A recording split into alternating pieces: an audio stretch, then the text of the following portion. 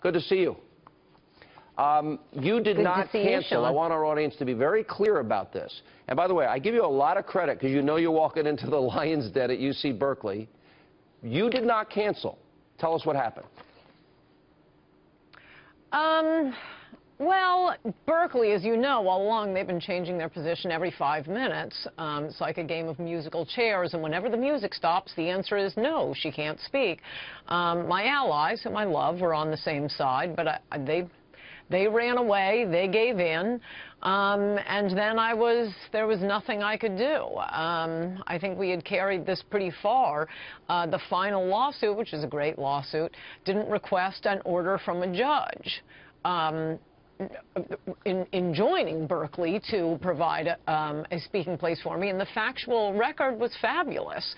The principle of the First Amendment, I mean, the cases are legion. It's not like a president trying to put limits on who gets into the country. That's kind of something new for the country, not too new. But with the First Amendment, there's so many cases, and unless the judge was you know, Howard Dean, I think we're winning that case. But YAF wouldn't allow the TRO, the request for a court order, to be filed to provide a room and security for me. And Berkeley's lawyers saw that and realized they're not serious, they're backing out. But, I mean, all along, YAF has been wanting to issue a sternly worded statement rather than have me speak.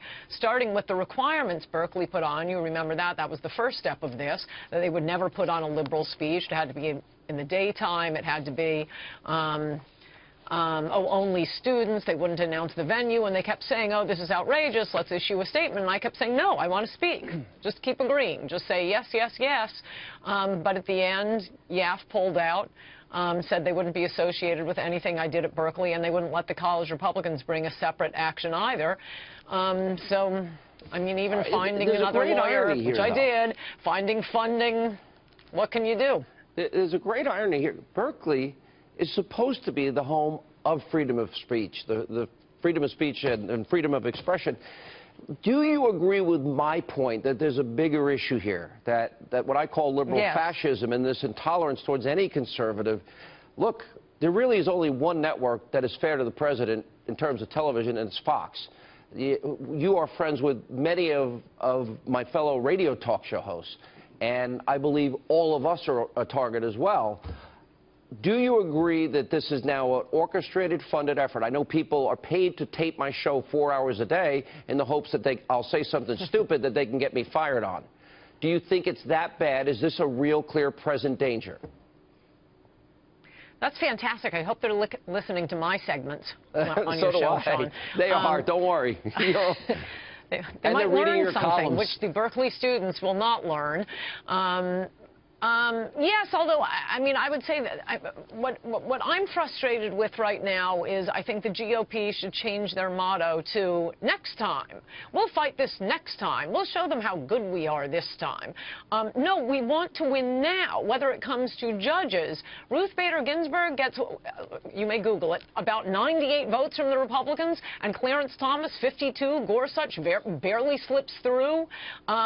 You have Donald Trump with, he gives away DACA and then he doesn't get the wall. Well, that'll show him how good he is. What a good humanitarian, by saying what a big heart he has for those dreamers, the illegal aliens he promised to deport. Next time we'll get them. And now we have YAF saying, well, we're going to strike a blow for the next speaker at Berkeley. No, I want to win now. Can Republicans ever win now? Yeah, I agree. Look, I'm as frustrated with Republicans in Congress.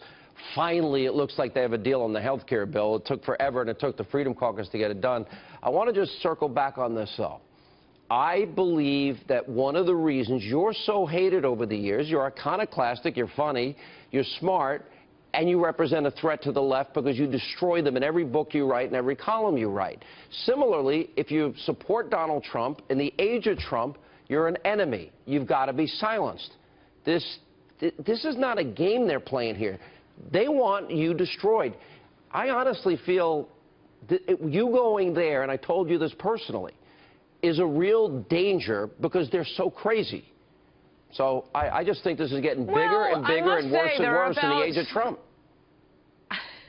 Oh, it definitely is. I've given college speeches for years now, and it was bad during Bush,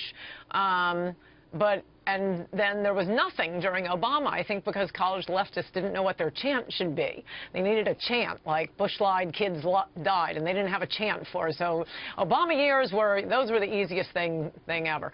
And whoa, has it come back now. But I mean, I think what's going on with Berkeley, when you have, it shows how radical the universities are generally. I mean, what you're talking about, I agree with. Yes, they want to destroy and squelch conservative speech.